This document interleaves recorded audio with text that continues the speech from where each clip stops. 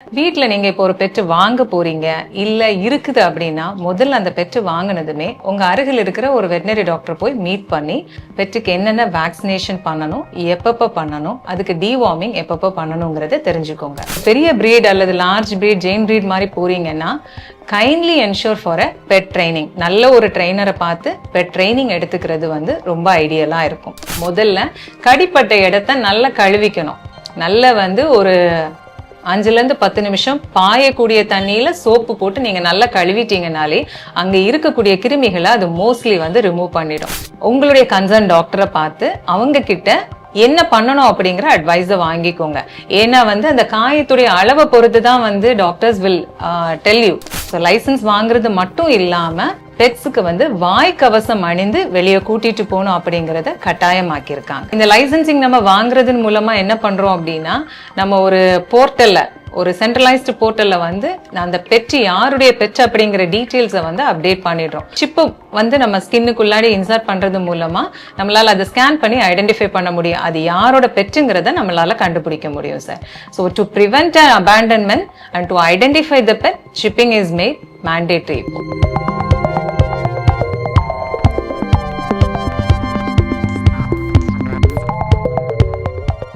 ராணி ஆண்களுக்கு வணக்கம். இன்றைக்கி நம்ம இந்த சிறப்பு நிகழ்ச்சியில் நம்ம என்ன பார்க்க போகிறோம்னாக்கா, ஒருத்தரும் ஒரு செல்ல பிராணியை வளர்ப்பாங்க. அது நாயாக இருக்கலாம், இல்லை பூனையாக இருக்கலாம், அவங்க கிளியாக கூட இருக்கலாம். இந்த மாதிரியான செல்ல பிராணிகளையும் செல்ல பறவைகளையும் நம்ம வளர்க்கும்போது நம்ம மேற்கொள்ள வேண்டிய வழிமுறைகளை பராமரிப்பு வழிமுறைகள், அது மாத்திரம் இல்லை, அந்த பிராணிகளுக்கு ஏற்படக்கூடிய நோய்கள்லேருந்து அந்த பிராணிகளை எப்படி பாதுகாக்கிறது. இன்னும் இப்போ பார்த்தீங்கன்னா ரொம்ப அட்வான்ஸ்டாக நாய்களுக்கெல்லாம் வந்து சிப் போத்துறதுன்னு சொல்கிறாங்க. அப்படின்னா என்ன? நம்முடைய பல்வேறு சந்தேகங்களுக்கு விளக்கமளிக்க காத்திருக்கிறார் மருத்துவர் ஷீனு லூதர் அவர்களை இந்த நம்ம நிகழ்ச்சியில் நம்ம சந்திக்கிறது ரொம்ப நமக்கு கிடைச்ச ஒரு பெருமைன்னு கூட சொல்லலாம். நம்மளுடைய சந்தேகங்களுக்கு அவருடைய பதிலை நம்ம இப்போ பார்ப்போம். வணக்கம் டாக்டர். வணக்கம் சார். உங்களை சந்திச்சதில் ரொம்ப சந்தோஷம் மேடம். சந்தோஷம் மேடம். ஒரு வீட்டில் வந்து இப்போ வந்து நாயோ பூனையோ ஏதோ பெட் அனிமல்ஸ் வளர்க்குறாங்க இல்லையா, அது எப்படி மேடம் முறையாக வளர்க்குறது? நிறைய பேர் பார்த்தீங்கன்னாக்கா எப்படி வளர்க்க தெரியாமல் வளர்ப்பாங்க. எப்படி அதுக்குண்டான வழிமுறைகள் என்ன? ஸோ இதை வந்து நான் பெட் பேரண்ட்ஸுக்கு சொல்லும்போது ஒரு கைட்லைன்ஸ் மாதிரி நான் உங்களுக்கு சொல்கிறேன். ஒன்று வந்து பெட் பேரண்ட் வீட்டு ஹவுஸ் ஹோல்டு லெவலில் என்ன பண்ணணும், வெளியே போகும்போது என்ன மாதிரி அதுக்கான என்ன வழிமுறைகள் ஃபாலோ பண்ணணும் அப்படிங்கிறத நான் சொல்லிட்டேன். வீட்டில் நீங்கள் இப்போ ஒரு பெட்டு வாங்க போறீங்க, இல்லை இருக்குது அப்படின்னா, முதல்ல அந்த பெட்டு வாங்கினதுமே உங்கள் அருகில் இருக்கிற ஒரு வெட்டனரி டாக்டரை போய் மீட் பண்ணி அதுக்கான கைடன்ஸை நீங்கள் வாங்கிக்கோங்க. ஸோ என்ன மாதிரியான கைடன்ஸ் எல்லாம் நீங்கள் வாங்கணும்னா, பெட்டுக்கு என்னென்ன வேக்சினேஷன் பண்ணணும், எப்பப்போ பண்ணணும், அதுக்கு டிவார்மிங் எப்பப்போ பண்ணணுங்கிறத தெரிஞ்சுக்கோங்க. அதுக்கப்புறம் அந்த பெட்டுக்கு வந்து என்ன மாதிரியான ஃபுட்டு கொடுக்கலாம் அப்படிங்கிறதையும் தெரிஞ்சுக்கோங்க. நம்ம சாப்பிடக்கூடிய எல்லா உணவுகளையும் நம்ம பெட்டுக்கு ரெக்கமெண்ட் பண்ண மாட்டோம். அவங்களுக்கு ரெக்குவயர்மெண்ட்ஸ், நியூட்ரிஷனல் ரெக்குவயர்மெண்ட்ஸ்னு சொல்லக்கூடிய சத்துக்களை வந்து அதுக்கு தேவையான சத்துக்களுக்கு ஏற்றாப்புல உள்ள ஃபுட்ஸை தான் நாங்கள் ரெக்கமெண்ட் பண்ணுவோம். ஏன்னா இனிஷியலாக வளரக்கூடிய காலங்களில் நிறைய ப்ரோட்டீன் சத்துக்கள் அவங்களுக்கு தேவைப்படும். ஸோ அதையும் வந்து நீங்கள் ஒரு நல்ல கைடன்ஸ் வாங்கி அதை ஃபாலோ பண்ணிக்கோங்க.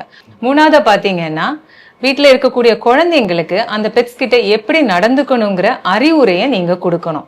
இது எதுக்கு அப்படின்னா வந்து அன்வான்டான பைட்ஸோ இல்லை வந்து டாக்ஸ் வந்து ஒரு நெகட்டிவ் பிஹேவியரை வந்து டெவலப் பண்ணிக்காம இருக்கிறதுக்கு உங்களுக்கு ஹெல்ப் பண்ணும். நாலாவதா நீங்க ஒரு பெரிய பிரீட் அல்லது லார்ஜ் பிரீட், ஜெயின் பிரீட் மாதிரி போறீங்கன்னா, kindly ensure for a pet training. நல்ல ஒரு ட்ரெயினரை பார்த்து பெட் ட்ரைனிங் எடுத்துக்கிறது வந்து ரொம்ப ஐடியலா இருக்கும். இனிமே நம்ம வெளியே பெட்டு எடுத்துட்டு போறோம் அப்படின்னா, இப்போ உள்ள வழிகாட்டுதல்களின் படி நீங்க கண்டிப்பா உங்க பெட்டுக்கு லைசன்ஸ் வாங்கியிருக்கணும். ஸோ லைசன்ஸ் வாங்குறது மட்டும் இல்லாம பெட்ஸுக்கு வந்து வாய் கவசம் அணிந்து வெளியே கூட்டிட்டு போகணும் அப்படிங்கிறத கட்டாயமாக்கியிருக்காங்க. மேம், அடுத்தது இப்போ ஒருத்தர் வீட்லையும் வளர்க்குறாங்க இல்லையா, நாய் பூனை இந்த கிளியெல்லாம், இதெல்லாம் வந்து எப்போ மேடம் மெடிக்கல் செக்கப்புக்கு கூப்பிட்டு வரணும்? வருஷத்துக்கு ஒரு வாட்டியா இல்லை மாதத்துக்கு ஒரு வாட்டி, எப்படி எந்த பீரியாடிகளில் கூப்பிட்டு வரணும்? ஓகே, இந்த கேள்விக்கு எப்படின்னா, நான் முதல்ல சொன்னதுதான், பெட்டு வாங்குனீங்கன்னா இனிஷியலாவே பார்த்து டாக்டரை பார்த்து என்னென்ன செய்யணும் செய்யக்கூடாதுங்கிற கைடன்ஸை கேட்டுக்கோங்க. ரெண்டாவது, நீங்க பப்பி நம்ம வாங்கும் போதே என்ன பண்ணோம்னா, டாக்டர்ஸ் நார்மலா நம்ம வேக்சினேஷன் ஷெடியூல் எப்படி ஃபாலோ பண்ணோம்னா, எவ்ரி 3 to 4 weeks நமக்கு ஃபாலோ ஆகும். ஸோ இனிஷியல் காலகட்டங்களில் ஒரு 4லேருந்து 6 மாதம் ஆகிற வரைக்குமே எவ்ரி மந்த் நீங்க உங்க வெட்டினரி டாக்டர் பார்க்கறது மாதிரி தான் இருக்கும். அதுக்கப்புறம் போகும்போது வந்து we call for annual vaccination. அது வருஷம் உங்களுக்கு தேவைப்படும். மற்ற மாதிரி ஜென்ரல் செக்அப் அப்படின்னு சொன்னா அது வந்து ஒரு 6 மாதத்துலேருந்து இல்லை ஒரு வருஷத்துக்குள்ளாடி நம்ம அதை பார்த்துக்கலாம். 6 மாசங்கிறது வந்து இட் இஸ் லைக் லிட்டில் ஷார்ட்டா இருக்கும். Maybe 1 year would be ideal சாய்ஸா இருக்கும். அப்போ இது வந்து சின்ன ஏஜ்டு பெட்ஸ், சின்ன பெட்ஸா இருக்கும்போது when they go to like age ஆகும்போது, மிடில் ஏஜோ இல்ல ஓல்டு பெட் ஆகும்போது என்ன பண்ணணும் அப்படின்னா, வருஷத்துக்கு ஒரு 2 முறை நீங்க டெஸ்ட் பண்றது ஐடியலா இருக்கும். இந்த பரிசோதனைகள்ல வந்து we normally carry out blood analysis பண்ணுவோம், சிபிசின்னு சொல்லக்கூடியது, இல்ல சீரம் டயக்னாஸ்டிக்ஸ் பண்ணுவோம், இல்ல ஃபீக்கல் சாம்பிள் அனாலிசிஸ் பண்ணுவோம். இன்னும் ரொம்ப ஓல்ட் ஏஜ் டாக்ஸா இருந்ததுன்னா இட் இஸ் ஐடியல் ஒரு எக்ஸ்ரே பாக்குறதோ இல்ல ஒரு அல்ட்ராசவுண்ட் எக்ஸாமினேஷன் பண்ணி அந்த பெட்டுக்கு என்ன மாதிரியான குறைபாடுகள் இருக்குங்கிறத நீங்க கண்டுபிடிக்கிறது சிறந்ததா இருக்கும். ஏன்னா கண்டிப்பா பெற்றால வந்து வாயை திறந்து தனக்கு ஒரு பிரச்சனை இருக்கு அப்படிங்கறத வெளிப்படுத்த முடியாது. நம்ம இந்த மாதிரி ஒரு வெல்னஸ் எக்ஸாமினேஷனோ இல்ல ஆனுவல் எக்ஸாமினேஷனோ பண்றது மூலமா வந்து உங்க பெற்றுக்கு என்ன பிரச்சனை இருக்குங்கிறத உங்களால சீக்கிரமா கண்டறிஞ்சு அதுக்கான ட்ரீட்மெண்ட்ஸை நீங்க இனிஷியேட் பண்ண முடியும். இப்போ அடுத்தது, இப்போ நம்ம டெய்லி நம்ம வந்து குளிக்கிறோம். அந்த மாதிரி வந்து பெட் அனிமல்ஸ் வந்து எப்பப்பெல்லாம் டெய்லி அதுக்குள்ள குளிப்பாட்டணுமா, எப்படி அதுக்குண்டான வழிமுறைகள் என்ன? ஓகே, இது ஒரு நல்ல கேள்விதான். ஏன்னா நிறைய பேர் இப்ப எப்படி பெற்று எப்படி வளர்க்குறாங்க அப்படின்னா வந்து அவங்க கூடயே வச்சுக்கிறாங்க, அவங்க தூங்குற இடத்துலயே பெற்று தூங்க வைக்கிறாங்க. ஏன்னா இப்போ வந்து pets have become as a family member rather than a pet itself. அது அவங்களுடைய குடும்ப உறுப்பினர் போலதான் இப்போ இருக்குது. அப்படிங்கிற பட்சத்துல வந்து நிறைய பெட் பேரண்ட்ஸுக்கு இந்த ஒரு கேள்வி வரும், நம்ம சுத்தமா வைக்கணும் இல்லையா, நம்ம டெய்லி குளிப்பாட்டலாமா அப்படின்னு கேக்குறாங்க. Which is really not required. ஏன் அப்படின்னா வந்து பெட்களுக்கு வந்து மேல தோலுக்கு மேல வந்து அந்த தோள்களை ஷைனிங்காகவும் ஸ்மூத்தாகவும் வைக்கிறதுக்கு வந்து சீபம் செக்ரேட் ஆகும். நீங்க வந்து அதிகமான வாஷிங் கொடுக்கறது மூலமா என்ன ஆகும்னா அது வாஷ் அவுட் ஆகி ட்ரை ஸ்கின் அப்படிங்கிற ஒரு ப்ராப்ளத்துக்கு அது போய் எண்ட் ஆயிடும். ஸோ அது வந்து அவசியம் இல்லை. நீங்க வாரத்துக்கு ஒரு முறையாகவோ இல்ல 2 வாரத்துக்கு ஒரு முறையாகவோ இல்ல சம்டைம்ஸ் வந்து மாதத்துக்கு ஒரு முறை கூட வந்து இட் கேன் பி டன். இல்ல நம்ம வந்து சில வேளைகள்ல மருத்துவ கண்டிஷன்ஸ் சிலது வரும், ஸ்கின் ப்ராப்ளம்ஸ் வந்துடும், சீல்க்கு மேல வந்து புண்ணா இருக்கும், தோல் மேல புண்ணா இருக்கிறது. அந்த மாதிரி நேரங்கள்ல உங்க மருத்துவர் உங்களுக்கு வாரத்துல 2 முறை இல்ல 2 நாளைக்கு ஒரு முறை வந்து குளிப்பாட்டுறத அறிவுறுத்துவாங்க. பெட் அனிமல்ஸ்க்கு எல்லாருமே சர்டிஃபிகேட் வந்து ரொம்ப மஸ்ட்னு சொல்றாங்க. அது எப்படி வாங்க முடியும்? இப்போ வந்து இந்த காலகட்டத்தில் வந்து நாய்க்கெல்லாம் வந்து சிப்பு போடுறான்னு சொல்றாங்க. அது ஏன் போடுறாங்க மேடம்? இது வந்து இப்போ ரீசெண்டா நம்மளுடைய கிரேட்டர் சென்னை கார்பரேஷன் வந்து ஒரு வழிகாட்டுதலை கொண்டு வந்திருக்காங்க. சென்னை மாநகராட்சியில வளர்க்கக்கூடிய வீட்டுல வளர்க்கக்கூடிய பெட்ஸா இருந்தாலும் அது நாயாக இருந்தாலும் சரி பூனையாக இருந்தாலும் சரி உரிமம் அப்படிங்கிறது லைசன்ஸ் அப்படிங்கிற ஒண்ணு கண்டிப்பா வாங்கணும் அப்படின்னு சொல்லியிருக்காங்க. ஸோ இது முதல்ல எதுக்காக கொண்டு வந்தாங்க அப்படின்னா நிறைய பெட்ஸ் வந்து அபேண்டன் பண்ணப்படுது, வெளியில வந்து விட்டுடுறாங்க, தெருவில் விட்டுடுறாங்க. அது பல காரணங்களுக்காக இருக்கலாம். இந்த ஒரு சிச்சுவேஷனை வந்து அவாய்ட் பண்றதுக்காக ஃபர்ஸ்ட் வந்து பெட்டுக்கு வந்து லைசன்ஸ் வாங்கணும். ஏன் அப்படின்னா வந்து இந்த லைசன்சிங் வந்து 2 ஸ்டெப் இருக்குது. ஒன்று வந்து வேக்சினேஷன், 2வது மைக்ரோசிப்பிங் அண்ட் லைசன்சிங். ஸோ இந்த லைசன்சிங் நம்ம வாங்குறதன் மூலமா என்ன பண்றோம் அப்படின்னா நம்ம ஒரு போர்ட்டல்ல ஒரு சென்ட்ரலைஸ்டு போர்ட்டல்ல வந்து அந்த பெட் யாருடைய பெட் அப்படிங்கிற டீட்டெயில்ஸை வந்து அப்டேட் பண்ணிடுறோம். ஸோ இது வந்து ஒரு சிப்பு வந்து நம்ம ஸ்கின்னுக்குள்ளாடி இன்சர்ட் பண்றது மூலமா நம்மளால அதை ஸ்கேன் பண்ணி ஐடென்டிஃபை பண்ண முடியும், அது யாரோட பெட்டுங்கிறத நம்மளால கண்டுபிடிக்க முடியும் sir. So to prevent abandonment and to identify the pet, chipping is made mandatory இப்போ. ஓகே, இது ஈவன் பூனைகளுக்கும் பண்றாங்களா? பூனைகளுக்கு இப்போ வந்து லைசன்சிங் மட்டும்தான் சொல்லியிருக்காங்க. அவங்களுக்கு வெறிநோய் ஊசி போட்டுட்டு அந்த போர்ட்டல்ல நம்ம அப்ளிகேஷன் கொடுத்து லைசன்ஸை வாங்கிக்கலாம் சார். Okay ma'am. இப்போ வீட்டில் வளர்க்குற பெட் அனிமல்ஸ் இல்லை இது திடீர்னு நம்ம வந்து கொஞ்சம் ஃபெரோஷியஸ் ஆகி நம்மளை கடிச்சிச்சுன்னு வச்சிங்கன்னா நம்ம மேற்கொள்ள வேண்டிய ஃபர்ஸ்ட் சிகிச்சை முறை என்னவா இருக்கும்? ஓகே, ஸோ இது வந்து எல்லாருமே கண்டிப்பா தெரிஞ்சு வச்சிருக்கணும். பெட்டு நீங்க வளர்க்குறீங்க அப்படின்னா ஃபர்ஸ்ட் பேனிக் ஆகக்கூடாது. பெட்டு நம்மளை கடிச்சிருச்சு அப்படின்னா அந்த பேனிக்கை விட்டுட்டு முதல்ல கடிப்பட்ட இடத்த நல்லா கழுவிக்கணும். நல்லா வந்து ஒரு 5லேருந்து 10 நிமிஷம் பாயக்கூடிய தண்ணியில சோப்பு போட்டு நீங்க நல்லா கழுவிட்டீங்கனாலே அங்க இருக்கக்கூடிய கிருமிகளை அது மோஸ்ட்லி வந்து ரிமூவ் பண்ணிடும். அதுக்கப்புறம் நீங்க வந்து உங்களுடைய கன்சர்ன் டாக்டரை பார்த்து அவங்க கிட்ட என்ன பண்ணணும் அப்படிங்கிற அட்வைஸை வாங்கிக்கோங்க. ஏன்னா வந்து அந்த காயத்துடைய அளவை பொறுத்து தான் வந்து டாக்டர்ஸ் வில் டெல் யூ என்ன வேக்சின் பண்ணணுமா இல்ல வந்து டிடியோட போதுமா அப்படிங்கறத அவங்க அட்வைஸ் பண்ணுவாங்க. ஏன்னா வேர்ல்ட் ஹெல்த் ஆர்கனைசேஷனுடைய கைட்லைன்ஸ் படி என்னென்ன மாதிரி காயங்களுக்கு என்ன அளவில் உள்ள காயங்களுக்கு தடுப்பூசிகள் பிளஸ் இம்யூனோகுளோபுலின் சொல்லக்கூடிய இன்ஜெக்ஷன்ஸ் இருக்குது, அதை வந்து பிரிஸ்கிரைப் பண்ணுவாங்க. ஃபர்ஸ்ட் இது வந்து குழந்தைங்களுக்குமே நீங்க சொல்லி கொடுக்கணும். வீட்டுல இருக்கிற குழந்தைங்க தான் முக்கியமா இந்த காயங்களை வந்து என்கவுண்டர் பண்ணுவாங்க. ஏன்னா வந்து தூங்கிட்டு இருக்கிற பெற்ற போய் காது பிடிச்சி இழுக்கிறது, இல்ல வந்து வாய்க்குள்ள கை விடுறது, வாழை மிதிக்கிறது, பிகாஸ் அவங்களுக்கு அது ஒரு டாய் மாதிரி இருக்கும். So teach the kids. இந்த மாதிரியான விஷயங்களை நீங்க செய்யாம இருந்தீங்கன்னாலே குழந்தைங்களை வந்து அந்த மாதிரி ஒரு ஆபத்தான ஒரு சூழ்நிலையிலிருந்து நீங்க பாதுகாத்துக்க முடியும். ரெண்டாவது வந்து டாக்டர் கிட்ட போகும்போது உங்க பெற்றுடைய வேக்சினேஷன் ஸ்டேட்டஸை பத்தியும் நீங்க தெளிவா டாக்டர்ஸ் கிட்ட சொன்னீங்கன்னா அவங்களுக்கு ஃபர்தரா என்ன பண்ணணுங்கிறதுக்கான ஒரு சரியான ஒரு வழிமுறை அவங்களுக்கு கிடைக்கும். ஓகே, இப்போ மனுஷங்க பார்த்தீங்கன்னாக்கா வெஜ்ஜு சாப்பிட்றாங்க, நான்வெஜ் சாப்பிட்றாங்க. அந்த மாதிரி வந்து பெட்டுக்கு வந்து எப்படி ஒரு ஆரோக்கியமாக வளர்க்குறதுனா என்ன வெஜ் ஃபுட் கொடுக்கலாமா, நான்வெஜ் ஃபுட் கொடுக்கலாமா, இல்லை டாக்டர்ஸ் ப்ரிஸ்கிரைப் பண்ணுற ஃபுட்டு கொடுக்கணுமா, எப்படி மேம்? இது ஒரு பெரிய நியூட்ரிஷன் அப்படின்னு சொல்லக்கூடியது ஒரு பெரிய கடல் சார். நார்மலாவே பெட்ஸுக்கு வந்து புரோட்டீன் ரிக்குவயர்மெண்ட் வந்து புரதச்சத்து வந்து அதிகமா தேவைப்படும். ஸோ இப்போ நம்ம வந்து வீட்டில் ஃபுட்டு கொடுக்கும்போது கண்டிப்பா நம்மளால வந்து அந்த பேலன்ஸ்டு நியூட்ரிஷன் அப்படிங்கிறத வந்து கால்குலேட் பண்ணி கொடுக்க முடியுமா அப்படின்னு கேட்டா கொஞ்சம் கஷ்டமான விஷயம். இட் இஸ் இம்பாசிபிள் அப்படின்னு நான் சொல்லல, பட் மேபி ஒரு கைடன்ஸோட நீங்க வந்து அதை கால்குலேட் பண்ணி அவங்களுக்கு வெஜிடேரியன் சோர்சஸ்ல என்ன புரோட்டீன் இருக்கோ அதை மாதிரி பார்த்து நீங்க கொடுக்கலாம். கேட்ஸை பொறுத்த வரைக்கும் it is a carnivorous animal. கண்டிப்பா அதுக்கு நான் வெஜிடேரியன் இருக்கணும். ஏன்னா வந்து நீங்க வெஜிடேரியன் டயட்டா கொடுத்துட்டீங்கன்னா டாரின் அப்படிங்கிற ஒரு விட்டமின் டெஃபிஷியன்சி வரும்போது அதுக்கு கண் பார்வை குறைவுபாடு வந்து வர்றதுக்கான வாய்ப்புகள் இருக்கு. ஸோ ரெண்டுமே நீங்க தரலாம். பட் வந்து நம்மளுடைய வேலை பழுவோ இல்ல நம்மளுடைய வாழ்க்கை முறைகளுக்கு ஏத்தாப்புல வந்து நம்மளால அதை பேலன்ஸ் பண்ண முடியலைங்கிறப்போ நல்ல டயட்ஸே அவைலபிளா இருக்கு, which is called balance diet. அதுலயே உங்களுக்கு தேவையான proteins, carbohydrate, fats, vitamins, minerals எல்லாமே என்ரிச்டா வரக்கூடிய நல்ல வந்து ஃபுட்ஸ் டயட்ஸ் அவைலபிளா இருக்கு. அதையுமே நீங்க தரலாம் உங்களுக்கு. Okay ma'am. மேம் இந்த ரேபிஸ் நோய் வந்து வெறிநாய் கடினெலாம் சொல்கிறாங்களே மேம், அது மாதிரி வந்து நாய்களுக்கு வந்து அந்த எந்தெந்த வருஷத்தில் எந்தெந்த மாதத்தில் தடுப்பூசி போடணும் மேடம்? தடுப்பூசிகள் பற்றி கேட்குறீங்களா? நார்மலாகவே டாக்ஸை பொறுத்த வரைக்கும் நம்ம தடுப்பூசி 45வது நாள்லேருந்து ஆரம்பிப்போம். சில தடுப்பூசிகள் வந்து 30வது நாள்லேருந்தும் நம்ம கொடுக்குறோம். பப்பி டிபின்னு சொல்லக்கூடியது 30வது நாள்லேருந்து கூட நம்ம தர ஆரம்பிக்கலாம்.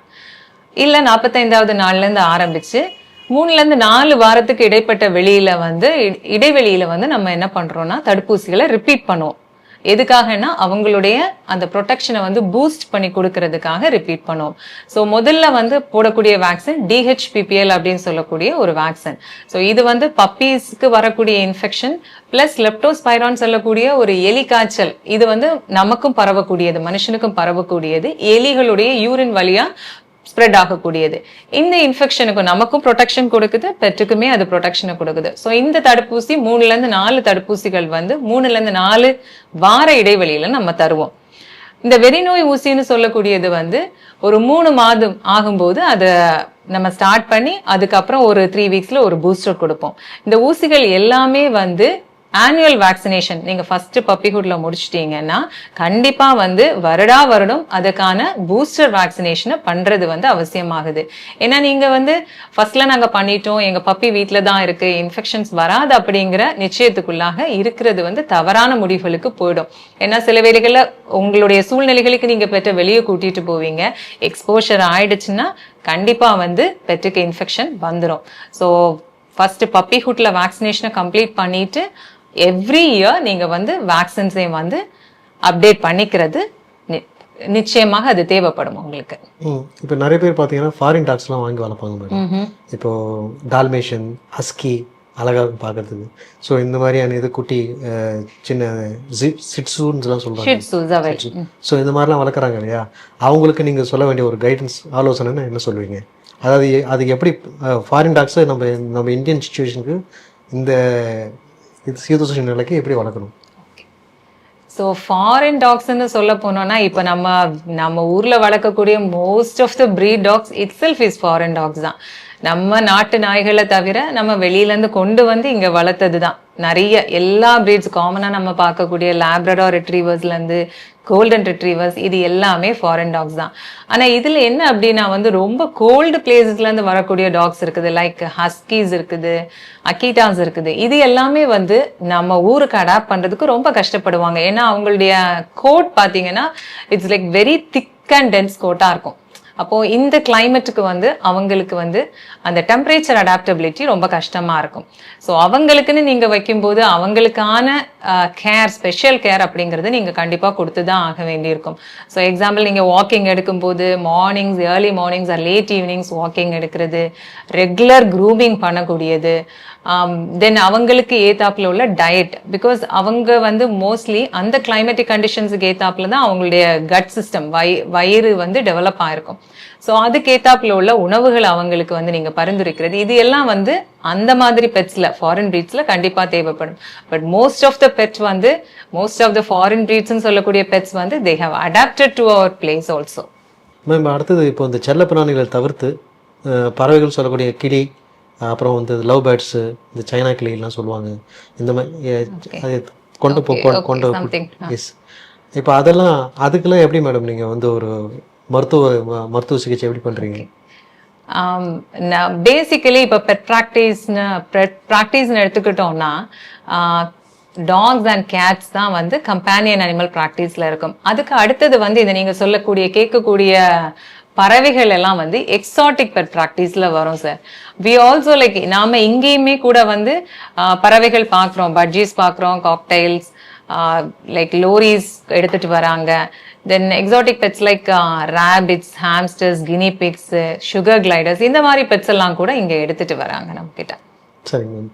இதையும் தாண்டி ஒரு படி மேலே போய் மலைப்பாம்பு வளர்க்குறாங்க சில பேர் வீட்டில். இல்லை பார்த்துருக்கேன், அதுவே இப்போ டிவிலாம் கூட காமிக்கிறாங்க. ஓனா, பெரிய சைஸ் ஓனா, கண்டிப்பா முள்ளெலி, கொஞ்சம் வித்தியாசமா வளர்க்குறாங்க. ஸோ அதுக்கெல்லாம் கூட நீங்க பாப்பீங்களா? நான் இன்னும் அதுக்கான பயிற்சிகள் நான் எடுக்கல. I have to upgrade on that. கண்டிப்பா நிறைய டாக்டர்ஸ் இன்னும் அது ஃபியூச்சர்ல அதுக்கான ஸ்பெஷலைசேஷன்ஸ் வருவாங்கன்னு நம்புறோம். ஏன்னா நிறைய பெட் பேரண்ட்ஸ் வந்து இப்பதான் அதை ரீசெண்டா வந்து வளர்க்குறாங்க. முன்னாடி அதாவது வெளிநாடுகள்ல இருக்கக்கூடிய அளவுக்கு நம்ம ஊர்ல இன்னும் வரல. பட் அது வந்து இப்போதைக்கு ஒரு மக்கள் அதை ஆர்வமா வாங்க ஆரம்பிச்சிருக்காங்க. அதுக்கான ஸ்கோப் இன்னும் ஃபியூச்சர்ல டெவலப் ஆகும்னு பிலீவ் பண்றேன். இப்போ வந்து வீட்டுல கிளி, கோழி, அந்த மாதிரி நிறைய பறவைகள்லாம் வளர்ப்பாங்க. பறவை காய்ச்சல் வந்துருச்சுன்னா அதில் ப்ரிவென்டிவ் பண்ணுறது எப்படி மேடம்? பறவை காய்ச்சல் ஏன் வருது, அது எப்படி ஸ்ப்ரெட் ஆகுது, ஏன் அதுக்கு தீர்வே கிடையாதா? பறவை காய்ச்சல் வந்து வீட்டுல வளர்க்கக்கூடிய பறவைகள் மூலமா பறவை காய்ச்சல் அப்படிங்கிறது very very low incident sir. ஏன்னா வந்து மோஸ்ட்லி இது ஃபார்ம்ஸ்ல, பண்ணைகள்ல வளர்க்கக்கூடிய கோழிகள்ல தான் வந்து அதிகமா பார்க்கக்கூடியது.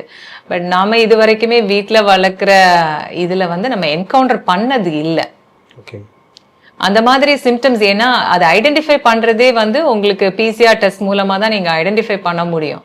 ஸோ ஒரு பறவைக்கு வந்து பறவை காய்ச்சல் வந்திருக்கு, வீட்டில் வளர்க்கக்கூடிய பறவைக்கு பறவை காய்ச்சல் வந்திருக்கு அப்படிங்கறத ஐடென்டிஃபை பண்றதே ஃபர்ஸ்ட் வந்து ஒரு பெரிய விஷயமா இருக்கும். Okay ma'am. இதை தவிர்த்துட்டு பார்த்தீங்கன்னாக்கா ஆடு, மாடு, கோழி எல்லாம் சொல்கிறாங்க இல்லையா, இது எல்லாமே வந்து கால்நடைகள் தான் வரும். இதுங்களுக்கு வந்து இப்போ ஆடுக்கு வந்து ஒரு ப்ரொசீஜர் இருக்கும், மாடுக்கு வந்து ஒரு ப்ரொசீஜர் இருக்கும்.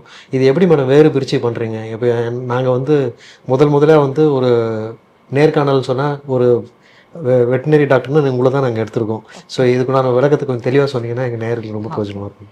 ஸோ இது வந்து நாங்கள் எங்களுடைய காலேஜ் எஜுகேஷன்லேயே 5 இயர் கோர்ஸ்லேயே வந்து எல்லா அனிமல்ஸையும் கவர் பண்ணி தான் நாங்கள் கற்றுக்குறோம். பட் என்ன அப்படின்னா அதுக்கு மேலே லைக் மேல் படிப்பு வரும்போது, பிஜி படிப்பு வரும்போது இதில் ஸ்மால் அனிமல் ப்ராக்டிஸ், இல்லை large animal practice, companion animal practice அப்படிங்கிறது அவங்களுடைய ஃபீசிபிலிட்டியை பொறுத்து அதை சூஸ் பண்ணிக்கிறாங்க. இப்போ நம்ம கிட்ட வந்து நான் வந்து I entirely choose companion animal practice. But நீங்க பாத்தீங்கன்னா ஃபீல்ட் அனிமல் வெட்டினேரியன்ஸ் இருக்காங்க, கால்நடைகளே ட்ரீட் பண்ணக்கூடிய வெட்டினேரியன்ஸ், அதுலேயே வந்து தேர்ச்சி பெற்றவங்க அவைலபிளா இருக்கிறாங்க சார்.